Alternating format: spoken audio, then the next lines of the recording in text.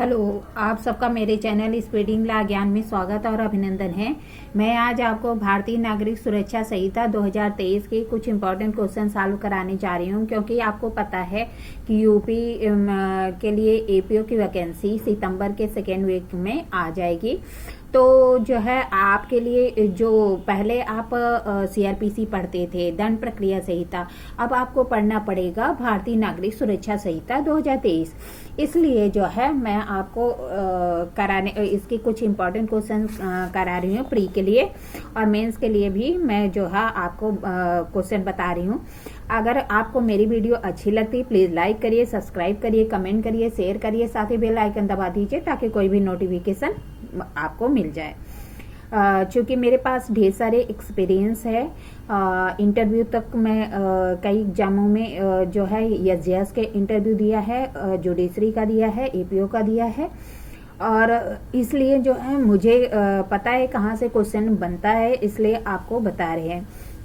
तो आइए देखिए, पहला क्वेश्चन क्या है, अग्रिम जमानत का प्रावधान कहाँ पे है। तो धारा कह रहा कि 438 में, फिर बी ऑप्शन है कि 482 में, फिर जो है ऑप्शन है सी की 483 में, और डी है उपरोक्त में से कोई नहीं। तो अग्रिम जमानत एंटीसिपेटरी बेल का प्रावधान 482 में है, बी वाला ऑप्शन सही है। आगे क्वेश्चन है कि उच्च न्यायालय की हाई कोर्ट की अंतर्निहित शक्तियां इनहेरेंट पावर किस धारा में दिए गए है। ए ऑप्शन है कि 482 में, बी ऑप्शन है कि धारा 528 में, सी ऑप्शन है कि 532 में, और डी ऑप्शन है 533 में। तो जो है बी वाला ऑप्शन सही होगा कि 528 528 में जो हाई कोर्ट का इनहेरेंट पावर है वो जो है भारतीय नागरिक सुरक्षा संहिता 2023 की धारा 528 में दिया गया है, जबकि जो 1973 का दंड प्रक्रिया संहिता सीआरपीसी थी उसकी धारा 482 में इसका प्रावधान किया गया था। आगे क्वेश्चन है कि किस धारा के अधीन अभियुक्त की परीक्षा की जा सकती है। क्या कह रहा है, जो एक्यूज है उसकी एग्जामिंग किस धारा के अंतर्गत किया जाता है। ए ऑप्शन है कि 313 अर्थात जो है 313, फिर है जो है 315 अर्थात 315, फिर है जो है 351 जो है धारा 351, और जो है डी ऑप्शन है कि धारा 361 361। तो जो है इसमें जो एग्जामिंग की जाती है 351 के तहत, सी वाला ऑप्शन सही है 351। आगे क्वेश्चन है कि कौन सी धारा कोर्ट विथनेस से संबंधित है। ठीक है, कौन सी धारा कोर्ट विथनेस से संबंधित है। ए ऑप्शन है कि 311, बी ऑप्शन है कि 348 348, फिर जो है ऑप्शन है कि जो है 280 280, फिर डी ऑप्शन है कि 285 285। तो बी वाला ऑप्शन सही होगा कि 380 जो है 348 अर्थात 348। ठीक है, बी वाला ऑप्शन सही है। फिर कहता है कि अपराधों के समन का प्रावधान किस धारा में है। तो धारा 320, धारा 321, धारा 359, धारा 360।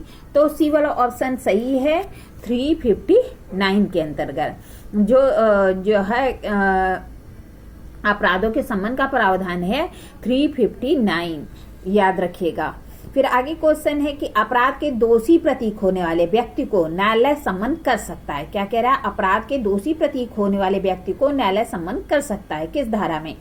तो कह रहा है कि जो है धारा 319, फिर कहता है कि धारा 358, फिर कहता है कि धारा 398, फिर कहता है कि धारा 402।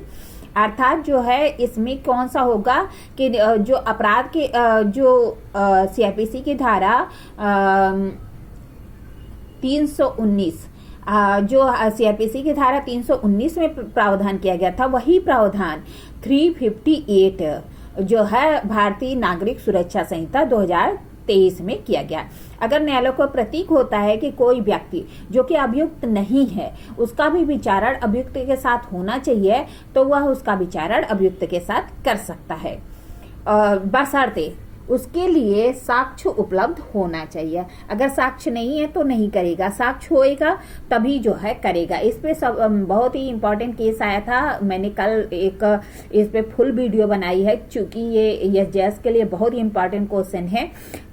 जो सीआरपीसी का 319 था, अभी जो 358 है बीएनएसएस का, तो उस बहुत ही इम्पोर्टेंट है। इस पे एक केस आई थी हरदीप सिंह बनम जो है पंजाब राज्य 2014 की केस थी। तो बहुत ही इम्पोर्टेंट है, ये क्वेश्चन बहुत पूछा जाता है एसजेएस में, इसलिए बहुत ही इम्पोर्टेंट है कि अपराध के लिए जो व्यक्ति प्रतीक होता है, अगर जांच विचारण के दौरान साक्ष्य से यह प्रतीक होता है कि कोई व्यक्ति जो कि अभियुक्त नहीं है उसका भी विचारण अभियुक्त के साथ होना चाहिए, तो न्यायालय ऐसे व्यक्ति को जो है उसका विचारण अभियुक्त के साथ कर सकता है। ठीक है, का प्रावधान है 358 बी वाला ऑप्शन सही है।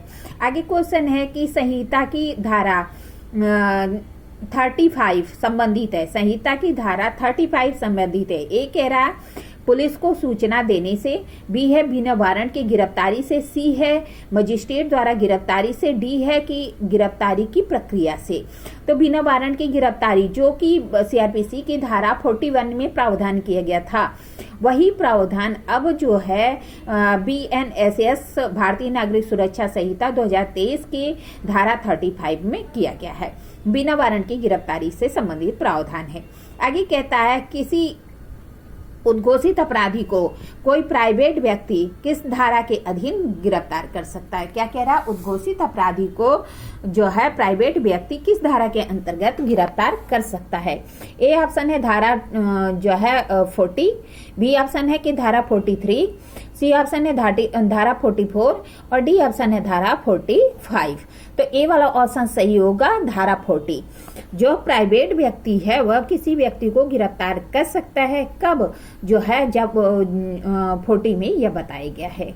ठीक है, जो अगर जो है वह संज्ञेय अपराध कहता है या उद्घोषित अपराधी है, तो उसको जो है क्या कर सकता है, 40 में यह प्रावधान किया गया है भारतीय नागरिक सुरक्षा संहिता 2023 के, कि कोई प्राइवेट व्यक्ति भी किसी व्यक्ति को गिरफ्तार कर सकता है। जबकि यही प्रावधान सीआरपीसी 1973 की धारा 43 में किया गया था। ए वाला ऑप्शन यहाँ पे सही होगा। फिर कहता है कि संज्ञेय अपराध का किया जाना रोकने के लिए किसी व्यक्ति की गिरफ्तारी किस धारा के अधीन किया जा सकता है। क्या कह रहा है, संज्ञेय अपराध को रोकने के लिए किसी व्यक्ति की गिरफ्तारी किस धारा के अंतर्गत किया जा सकता है। ए ऑप्शन है धारा जो है 151, बी ऑप्शन है 168, सी ऑप्शन है 169 और डी ऑप्शन है 167। तो बी वाला ऑप्शन सही होगा, 168 के अंतर्गत संज्ञेय अपराध के किए जाने के रोकने के लिए कोई पुलिस अधिकारी किसी व्यक्ति को गिरफ्तार कर सकता है। ठीक है, 168 बी वाला ऑप्शन सही है। और यही प्रावधान जब हम पढ़ते हैं सीआरपीसी तो 151 में ये प्रावधान किया गया था। इस तरह मैंने आपको कुछ क्वेश्चन सॉल्व कराया, आगे भी कराते रहेंगे। अगर मेरी वीडियो अच्छी लगती प्लीज लाइक करिए, सब्सक्राइब करिए, कमेंट करिए, शेयर करिए, साथ ही बेल आइकन दबा दीजिए ताकि कोई भी नोटिफिकेशन आपको तुरंत ही मिल जाए। ठीक है, धन्यवाद, थैंक यू।